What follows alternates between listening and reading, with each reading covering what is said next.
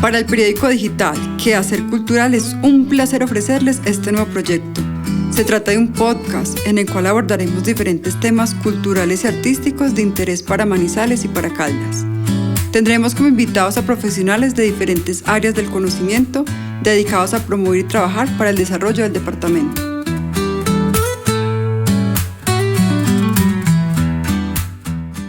Qué rico tener un público numeroso para hablar de una viejera, porque finalmente Risaralda es una novela que está cumpliendo 90 años. En 3 años se cumplen 90 años de la muerte de Bernardo Arias Trujillo, un autor del que pues, hoy se habla poco, se conversa poco. Y yo sospecho que se lee algunas poco. Para empezar por el final, cuando vengo al centro y me quedan 20 minutos, 30 minutos, me gusta ir a la Odisea, la librería de usados que hay allí, donde hubo un incendio enseguida, entonces vengo de la Odisea, que estaba ya mercando. Y encontré que hay en este momento disponibles en la Odisea ejemplares de Risaralda, de Diccionario de Emociones, de la combinación de Bernardo Arias de las columnas en el Universal, por si después de esta charla pues alguno se anima. Por supuesto, aquí en el Banco de la República están los libros de Bernardo Arias Trujillo, pero también aquí a 2 cuadras pues, es posible conseguir y leer la obra de Bernardo. Esta conversación nace porque en noviembre de 1935 se publicó esta edición, esta es la original, de Risaralda. Y pues nos pareció, con el banco, pues usemos esa disculpa, 90 años, como es que vamos a pasar como inadvertido este hito de una novela que es muy importante.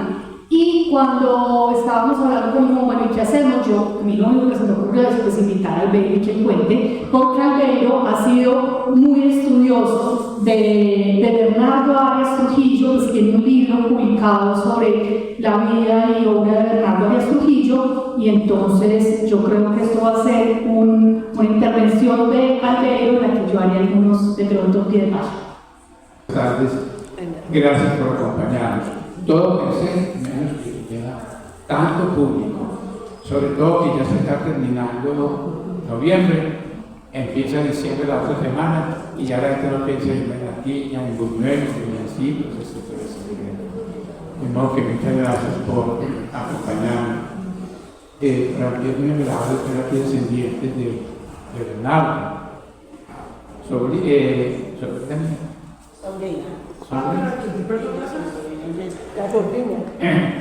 Sobrina, hermana de Doña Ruth. Para mí es muy agradable. Me recuerda a Doña Ruth, a Don Guillermo, porque yo utilicé mucho ese archivo de la familia, y de pronto fue lo que más me motivó para escribir el libro de Bernardo Arias Trujillo, el intelectual, y Misterio de Lili, vida y obra de Bernardo Arias Trujillo. Yo me muevo mucho por la región, Caldas, Quindío, Risaralda, y cuando voy a Manzanares, allá hay un centro de historia, y un centro de escritores que se llama Bernardo Arias Trujillo. Pero uno habla con los estudiantes y con los profesores y conoce un poco de Bernardo, y a mí me da como una tristeza eso. En cambio uno va a la región y habla de Bernardo y adora a Bernardo. Están en el colegio, por todas partes, el balsero en el río que lleva uno por el río Cauca hasta Portobelo, y la gente adora a Bernardo.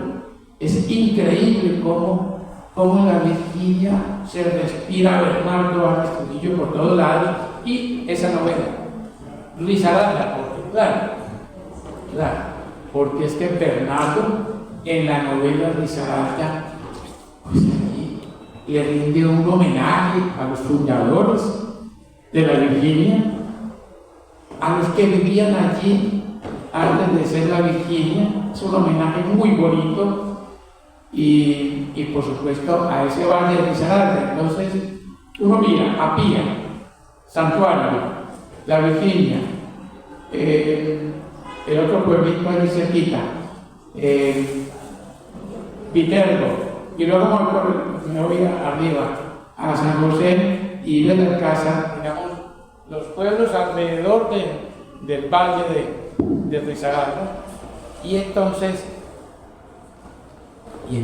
uno observa la gente como ama el valle de Risaralda. Y cuando uno empieza a hablar del valle de Risaralda, Bernardo Arias Trujillo y la novela Risaralda. Yo no sé si todos ustedes conocen la vida de Bernardo. Si quieren las cuento en 5 minutos. 5 minutitos. Bernardo pues, nació allí en Manzanares en noviembre de 1903.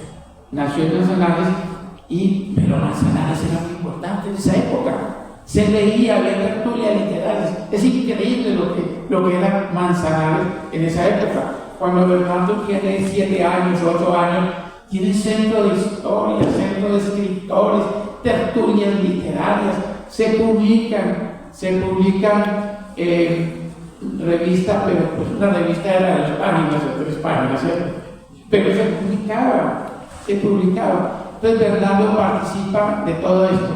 Hay una foto que yo quiero mucho de Bernardo, que está Bernardo de 7 años, y sacan la foto a los 4, a 3 hermanos y 4 con Bernardo, y está Bernardo con un libro abierto, y mirándose con una mirada de Bernardo penetrante, el libro aquí, y Bernardo mirando así, pero ese libro, el valor del libro, la importancia que le da Bernardo a un libro, es ese momento tan bonito que está en esa foto. Cuando sacaron una foto en esa época era toda una odisea y eran costosas las fotos.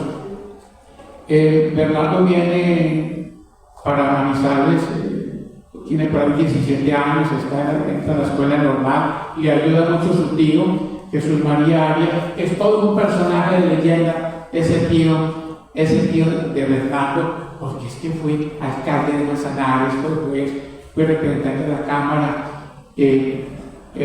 fue general de la República en la guerra del 77, en la guerra de los 1000 días.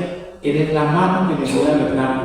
Bernardo siempre tuvo una mano tutelar. Alguien siempre le ayudó a Bernardo Arias Trujillo hasta su muerte. Siempre hay alguien detrás. Entra al instituto universitario, porque él dice: yo que voy a ser maestro, a los maestros les pagan muy poquito, los maestros son pobres. Entonces él llega al instituto universitario, quiere estudiar Derecho, llega al instituto universitario. ¿Quiénes son los amigos allí? Juan Bautista López Ortiz, de la librería moderna, Aquilino Villegas. Siempre está con gente mayor que él, siempre está aprendiendo de esa gente. Y está con Silvio Villegas en el instituto universitario, con los futuros Leopardos, con José Camacho Carrete, etcétera, luego se va para Bogotá. Ayudado por quién, por su tío y por algunos masones. Él nunca fue masón, yo nunca he encontrado que él haya pertenecido a la logia masónica de Manizales, ni a la logia masónica de la Universidad Libre en Bogotá. De todas maneras sigue luego a la Universidad de Externado, que es donde se gradúa, pero también tiene el apoyo de la logia masónica, sin ser masón. Bernardo Arias Trujillo. Quisimos publicar con Lucio Michaelis en el año 12 y en el año 2013, 2014, cuando se publicó esto, quisimos publicar las novelas cortas que escribió en Bogotá cuando tenía 20 años, cuando era estudiante del Serenado de Colombia. Quisimos publicar Luz, Muchacha Sentimental, y donde cantan los cisnes, pero al fin eso se agotó. Desafortunadamente no pudimos publicar esas novelas cortas. Ya luego Bernardo llega a Manizales en el 30, pero Bernardo era un tipo que hacía mucho escándalo. Él dijo: me voy para Manizales, pero me voy para Manizales entrando por la puerta grande, porque en Manizales no me conocen nada. Ahí es cuando empieza a publicar el periódico Universal. Y le dice a su cuñado, el alemán Federico Michaelis, y a su hermana Lucía, ayúdenme, quiero publicar en diario. Y Lucio le dice, listo, aquí se necesita pauta publicitaria. Yo le ayudo con mis amigos de las ferreterías, y ayudo con mis amigos, y ahí cuando publica durante 3 meses Universal, que es un periódico escandaloso, saca 3.000 ejemplares todos los días. Y lo que me cae en gracia cuando yo leo Universal, que está aquí en la biblioteca del Banco de la República, cuando yo leo el periódico, es que le tira con esa pluma a los conservadores amigos, a los liberales amigos, a todo el mundo, de modo que entra Bernardo aquí haciendo bulla por la puerta grande.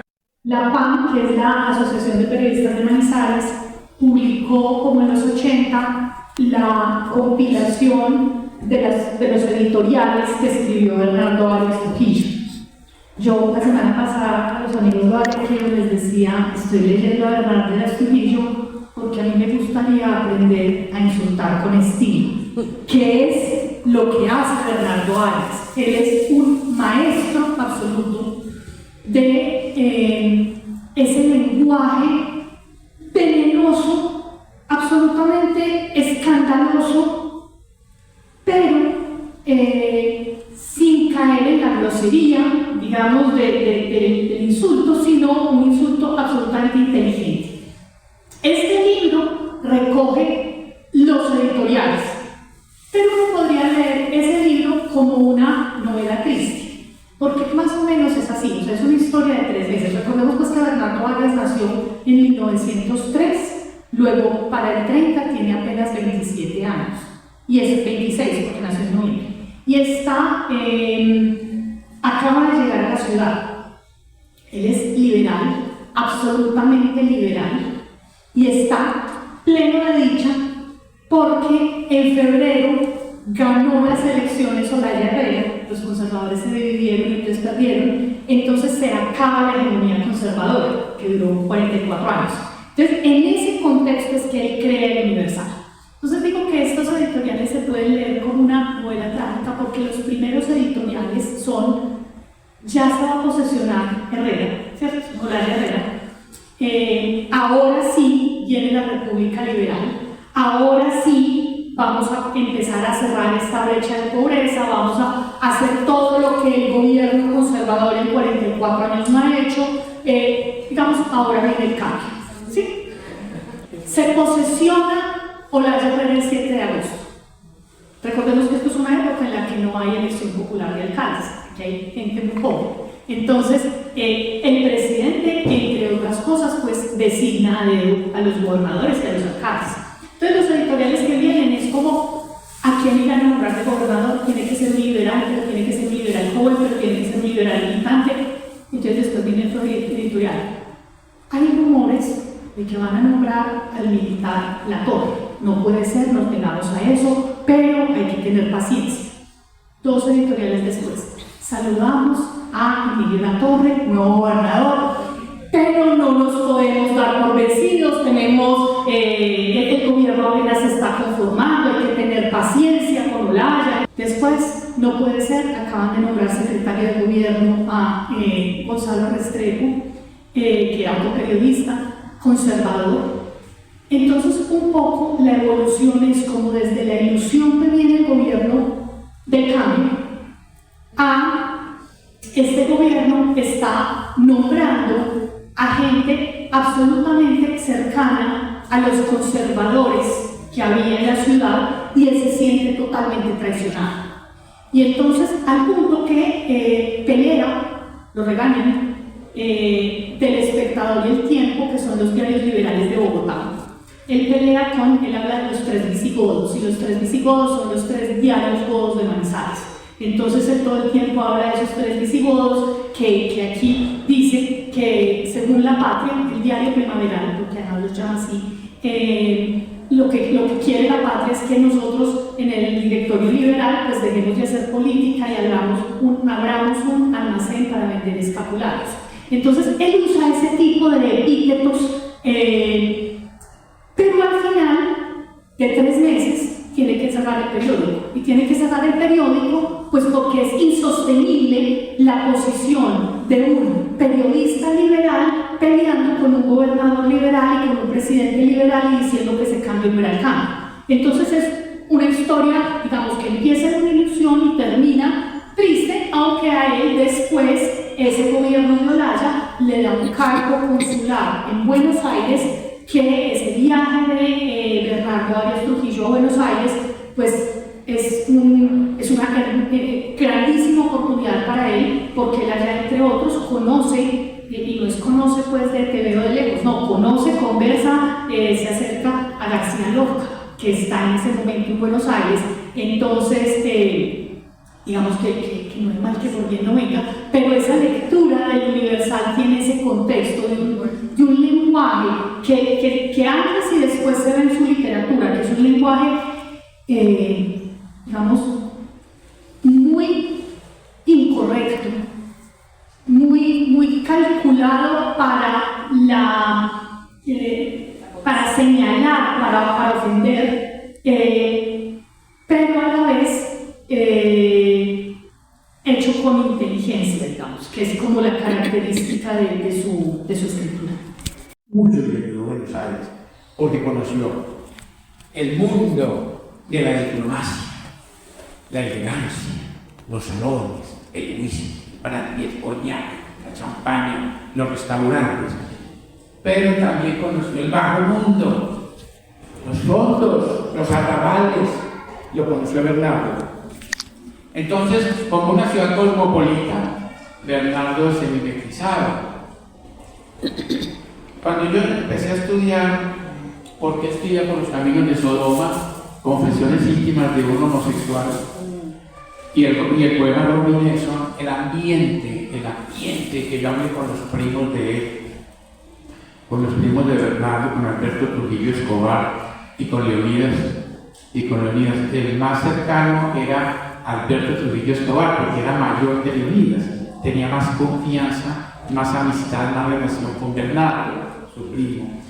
Entonces me contaba algunas cosas. A ver, Bernardo escribió en muy poco tiempo, creo que en 3 meses, yo no me acuerdo en cuánto tiempo escribió, por los caminos de Sodoma, o confesiones íntimas de un homosexual, que lo escribe con seudónimo.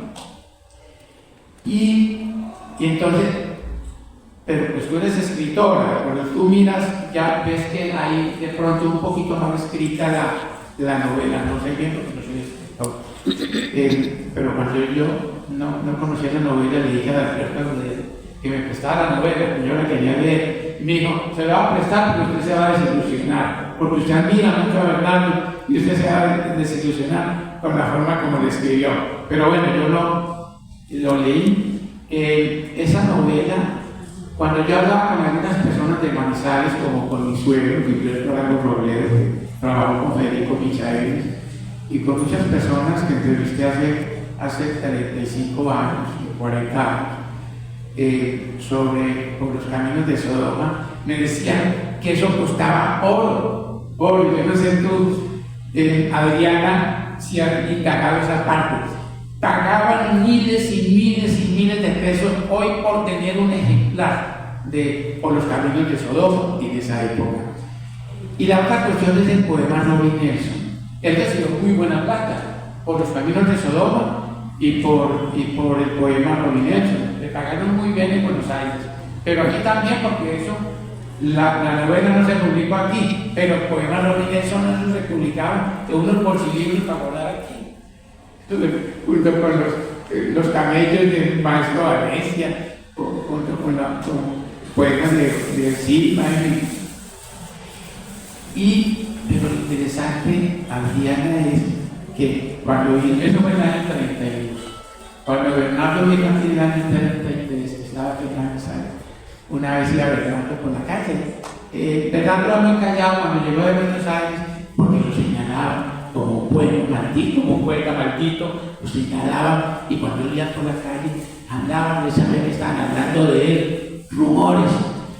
Y estaba una vez por la calle y lo vio Iván Cocherín, esa anécdota me la contó Iván Cocherín. Y entonces, iba por la calle y le dijo Iván: Bernardo, ¿cuándo llegaste? Entonces Bernardo le dijo: hace un mes, y Bernardo siguió. Entonces llega Iván Cocherín, que era un muchacho, y le dijo: lo conocí una noche estando yo borracho de copas de champaña y sorbos de heroína. Era un pobre pilluelo, era un lindo muchacho de lámpara libertina. Apenas recitó el poema, Bernardo se devolvió. ¿Te lo sabes? Ivanco, hay que decir Ivanco, ¿te lo sabes, Ivanco? Me lo sé todo, sí. Entonces se lo recitó todo. Y le paró bolas, le puso cuidado, porque lo recitó todo y dijo: ¿y por qué te lo sabes? Y no solamente yo, todo el mundo se lo sabe. La gente en los cafés, la gente en los bares, todo el mundo sabe ese poema, todos lo conocemos. Le llamó la atención por qué hizo ese poema a la cultura popular, siendo un poema a un homosexual, a un joven muy lindo, a Robin Nelson. ¿Por qué toda la cultura popular con tanta fuerza? Y le dijo: oye, ¿por qué todo el mundo diga? Es porque aquí hay mucho homosexual. Fernando, aquí hay mucho homosexual. Otra cosa es que no lo digan. No sé si quieres que crea. No. Creo que todo eso nos da pie, pues, sobre el tema homosexual. En Diccionario de Emociones, que es un libro que él publica 2 meses antes de morir, cuando no se presentía pues que se fuera a morir. Acá hay una traducción de un poema de Oscar Wilde con un prólogo muy extenso en el que él explica por qué tradujo como tradujo, por qué escoge las palabras que escoge y cómo hace la traducción.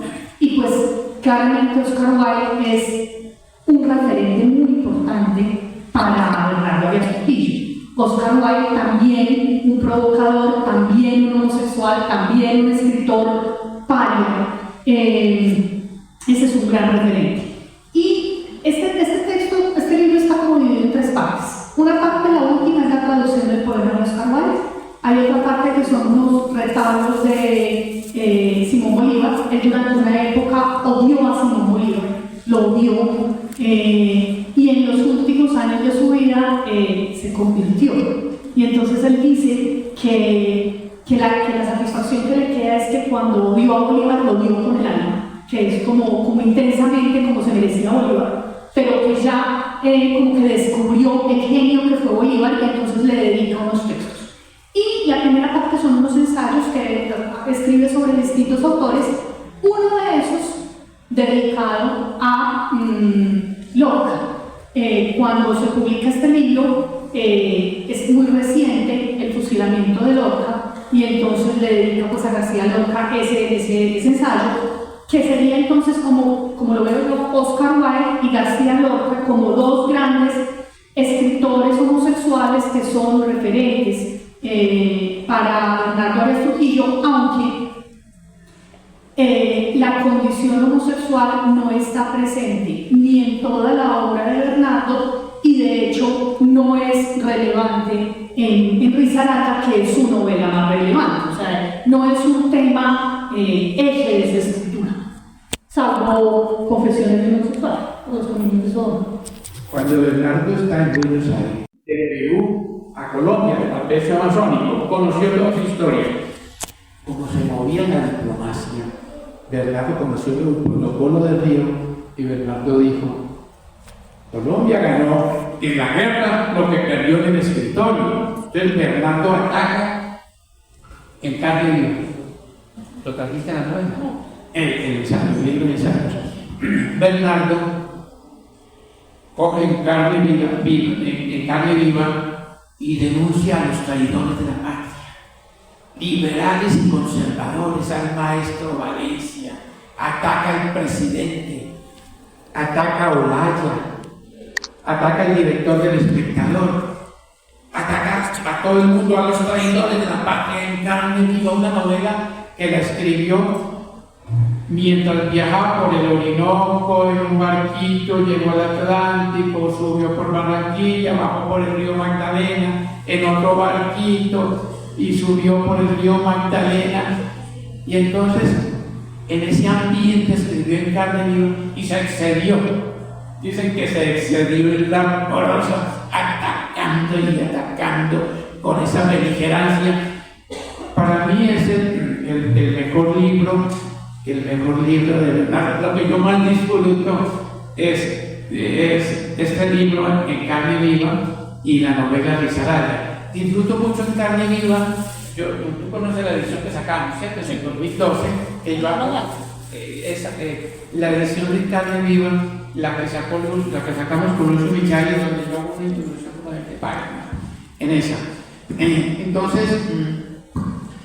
Entonces, cuando se publica, la prensa conservadora, el siglo, la patria, lo utilizan para atacar al Partido Liberal, utilizan la obra en carne viva, porque hay todo un escándalo. A través de la patria uno mira los editoriales y la propaganda en la patria y en el tiempo como preparan para atacar al régimen liberal con la obra en carne viva.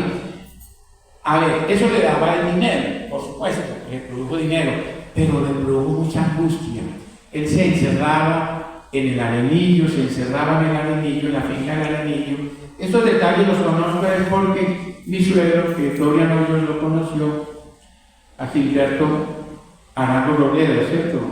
Gloria. Mi suegro, porque trabajó con Federico Michaelis en la ferretería Electra. Mi suegro era el mandadero. Llegaba donde Lucía, la hermana Lucía de Bernardo, le mandaba papel, le mandaba tinta, y en fin, le mandaba más libros, y en fin, era el razonero, que era mi suegro. Entonces conozco mucho detalle, él se encerraba allá.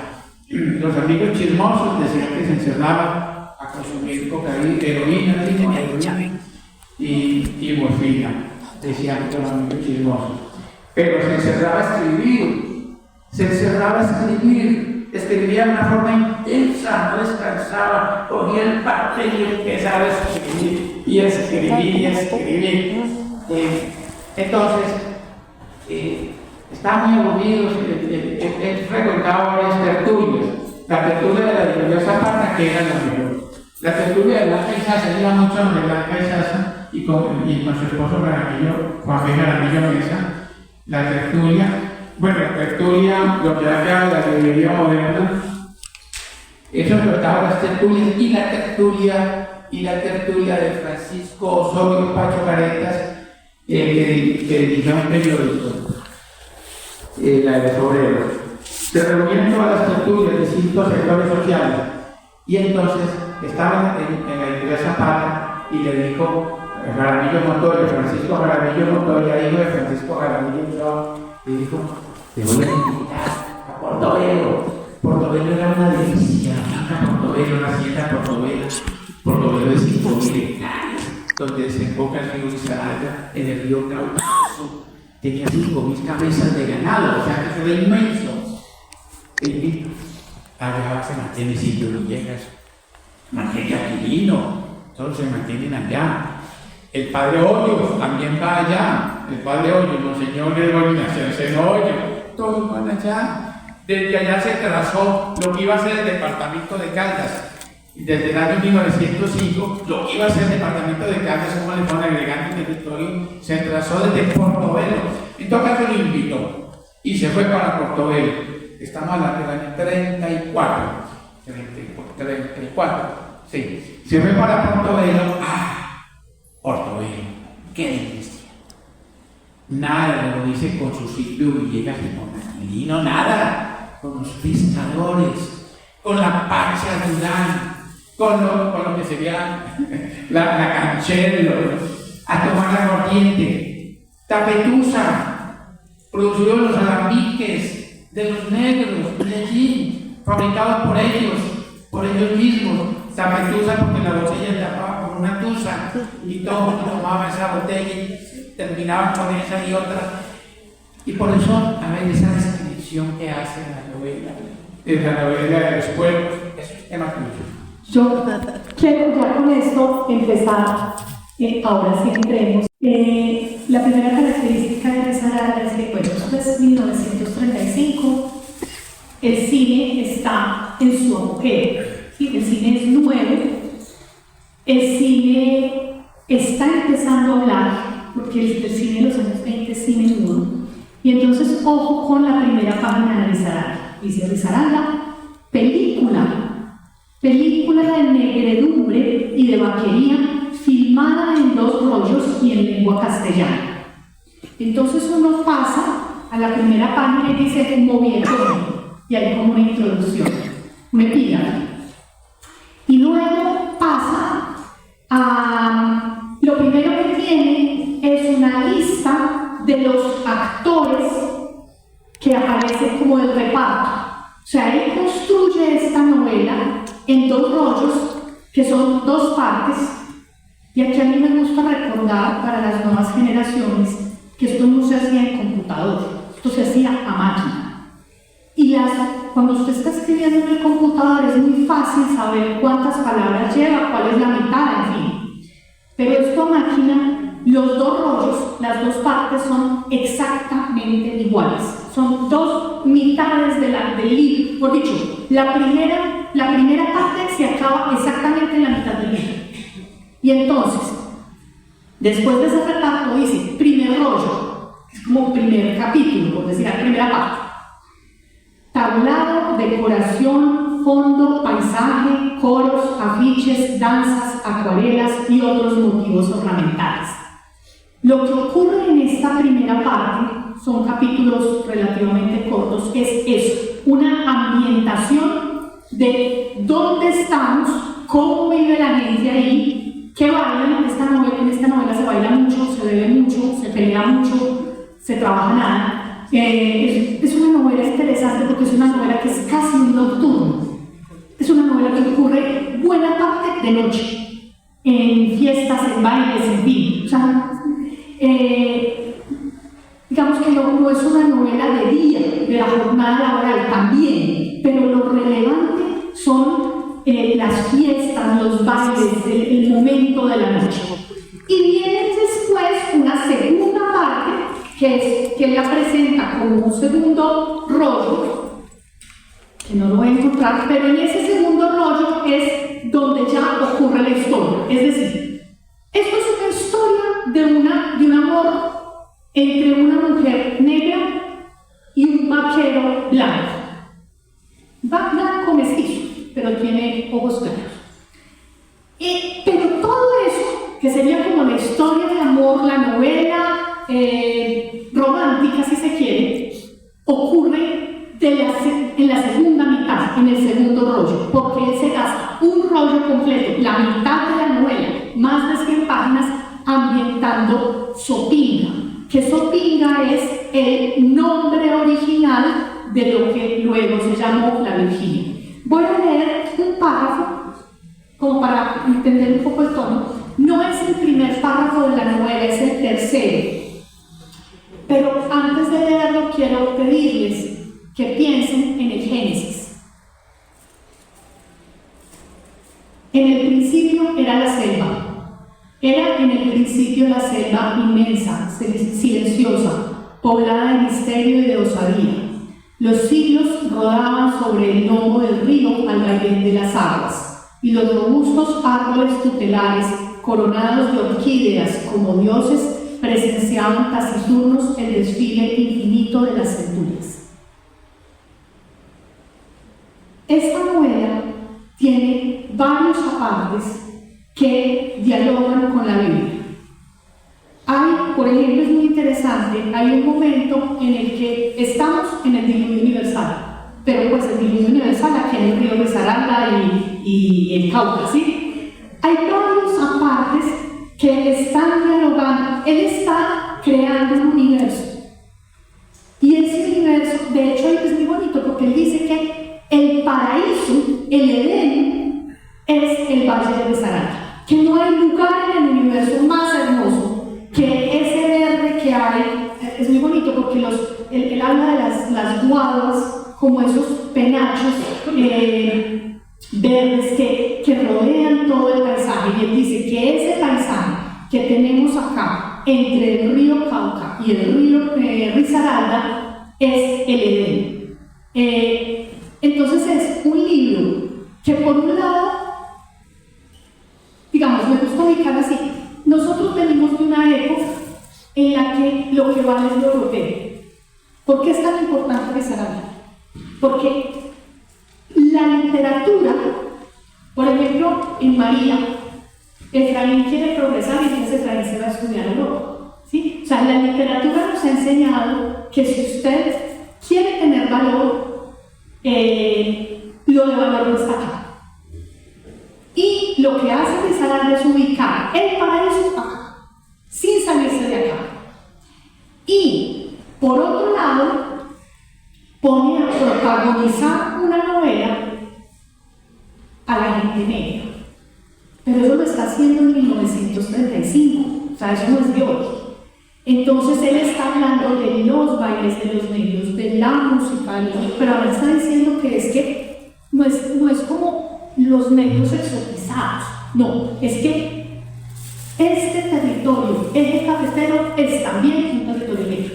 Y es un territorio negro que desde la colonización tuvo en Sopinga una migración de negros que huyeron de la esclavitud o que fueron, digamos, cuando se acabó la esclavitud, llegaron a ese territorio libre que era Sopinga. Narra muy bonito que les mandan un corregidor de Cartago como a poner orden allá y esta gente le dice, o sea, aquí la única autoridad somos nosotros y usted o se devuelve o se amolda a nosotros, pero no vamos a soportar autoridad extraña. Y entonces el corregidor se queda a vivir con ellos y no hay un corregidor, ¿sí? Entonces es como un territorio libre, absolutamente libre, con sus propias normas, con su propia música, con sus propias costumbres, pero no nos están diciendo que eso sea malo,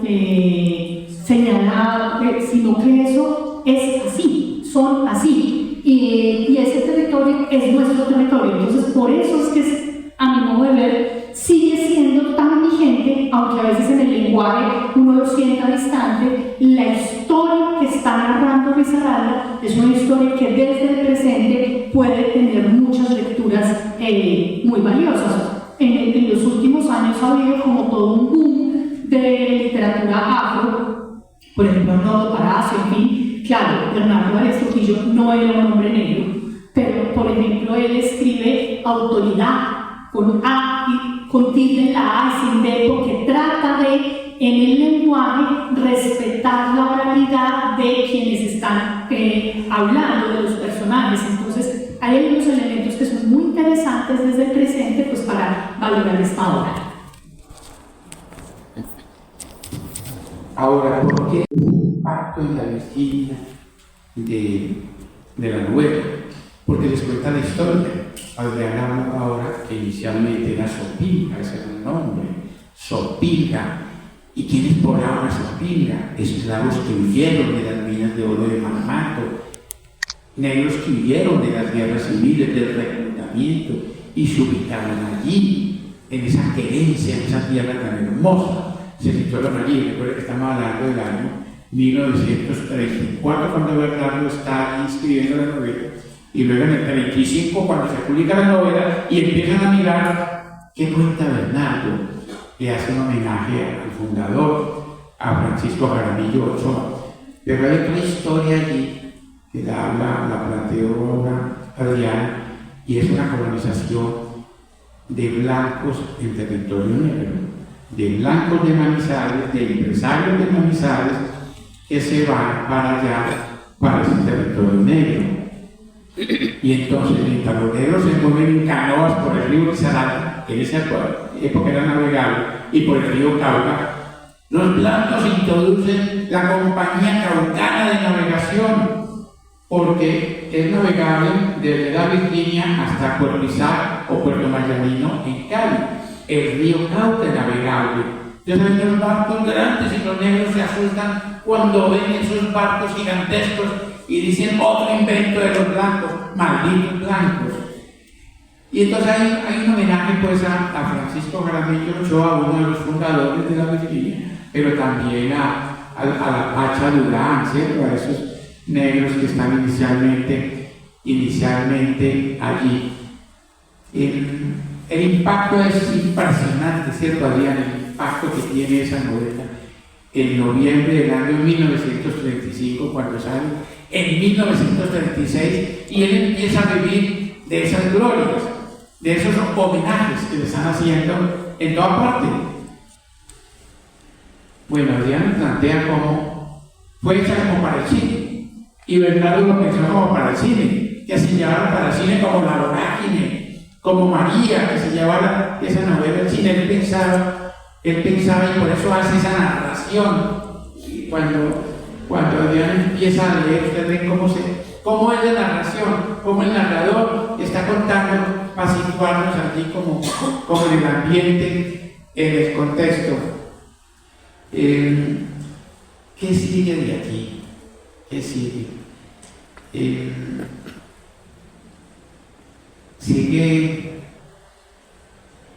Sigue la gloria, ¿no? Yo pienso, Adriana, que él empieza a recoger cosecha año 36, año 37, empieza a recoger una cosecha de sus publicaciones, pero no sé si lo matamos ya o todavía no para hablar. Bueno, resulta.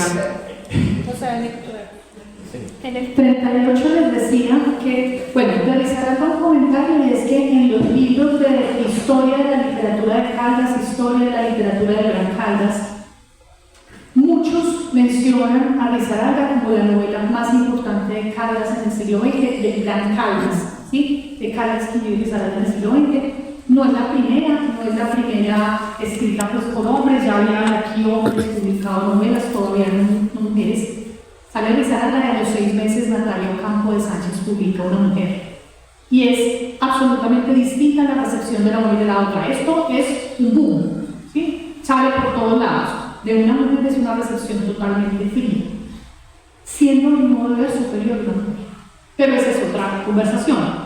Esta novela, para muchos autores, es la novela más importante del siglo XX, y si no del siglo XX, sí de la primera mitad del siglo XX.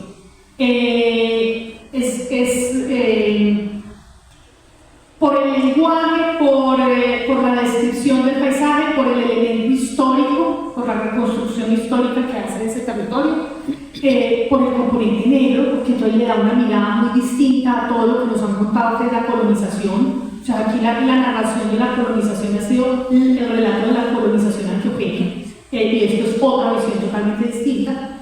Y él, como dice, y esto tuvo un éxito inmediato, y entonces Bernardo está en un punto de gloria. Y en enero del 38 publica Diccionario de Emociones, el libro del que les hablaba ahora, de la traducción de Wilde, Bolívar, los ensayos, que es un libro que también, digamos, le empieza a ir bien. Sale bien en la prensa. Es curioso porque Bernardo pelea mucho con Silvio Villegas, pelea mucho pues, con los periódicos visigodos, como él los llama, pero sin embargo publica mucho en La Patria. O sea, él pelea con los conservadores de La Patria, pero nunca La Patria le cierra las puertas. Y entonces uno encuentra muchos artículos de Bernardo, ensayos y comentarios, columnas, con mucha frecuencia en La Patria, porque es que su periódico siempre lo dio 3 meses. Y esto no ha sido tierra fértil para periódicos liberales. Entonces, pues le tocó abrirse paso a los periódicos conservadores, y allá lo acogieron también. Entonces no era un columnista diario o semanal, en esa época se usaba diario, pero sí era un colaborador muy frecuente de La Patria. Entonces, y eso le daba mucha visibilidad. Publica Diccionario de Emociones, estamos en 1938, enero, y en marzo fallece. Entonces, vamos a mandar a ver. Resulta que en enero. 35 años. 34 años, porque tiene 34 años. Lo nombran personero de Manizales, lo nombran personero por unanimidad, personero de Manizales.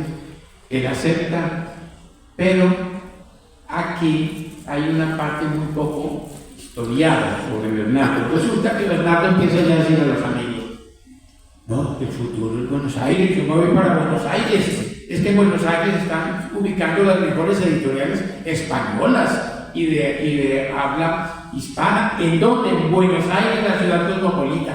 Y se anotaba para su estuvo en el año 32 en Buenos Aires. Dijo: yo me voy para Buenos Aires. Entonces, él tuvo en su vida varios episodios por sobredosis. Era muy común utilizar en esa época este tipo de drogas heroicas, heroína, morfina, era muy común. Los médicos la utilizaban mucho, estas drogas, y Bernardo tuvo varios episodios que a mi suegro le tocó asistirlo, llamar al médico, porque cuando se le iba la mano a Bernardo Arias en el Arenillo o aquí en la casa de su hermana Lucía y de Federico Michaelis. Entonces se enfermó el 3 de febrero y murió el 4 de febrero. El 4 de marzo del año 38. Y eso fue, cuando uno mira la prensa nacional y la patria, cuando uno mira lo que significó la muerte de Bernardo, eso fue una cosa espantosa, eso fue el delirio, eso fue la angustia, porque era el mejor escritor que había aquí, el más famoso, el más reconocido era Bernardo, una figura de talla nacional, y todavía con la gloria de esa novela Risaralda. Eso fue impresionante. Cuando uno empieza a leer sobre el desfile del entierro hacia San Esteban, eso es impresionante. Hay una cosa que me entristece mucho a uno, y es la capacidad de olvido de la gente. ¿Cómo se olvidan de Bernardo con esa velocidad? Se olvidan con esa velocidad. Al año dijo la gobernación que iba a publicar, a hacer una nueva edición de Risaralda. Hablaron con doña Emilia, Francisca Emilia, la mamá, hablaron con ella, ella estaba muy contenta porque le iban a pagar por la edición, y nada, se frustró, no salió nada, no publicaron nada. A los 3 años llega Blanca Izaza y dice: estuve mirando en la página del periódico La Patria a ver si habían sacado algo. Nada, ni siquiera Bacancheto se acuerda de ti, todos se olvidaron, todos los amigos te olvidaron. ¿Quiénes eran nuestros amigos? Silvio Villegas, Aquilino Villegas, todos esos amigos más cercanos, todos se olvidaron de verdad. Y solamente Manizales, la revista Manizales, Blanca Izaza y su esposo publicaron y empezaron a descubrir. Hay otra cosa que no mencioné, fue que se perdieron varias obras de Bernardo. Se perdieron varias obras. Él tenía prosas de combate. No se sabe quién se lo entregó, prosas de combate.